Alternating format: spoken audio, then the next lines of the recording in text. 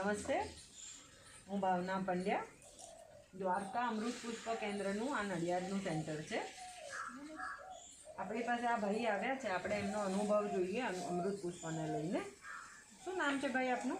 મારું નામ દાનજીભાઈ છે, ટીકે વણકર, રહેવાનું નડિયાદબેન. અચ્છા, ફોન નંબર શું છે આપનો? 98 240 91 862. અચ્છા, શું તકલીફ છે આપને? આંખની તકલીફ છે અને કિડનીની અંદર બે રસોડી છે. અચ્છા, આ દવા લઈ ગયેલો ત્યાંથી મને બહુ સારામાં સારો ફાયદો થયેલો છે.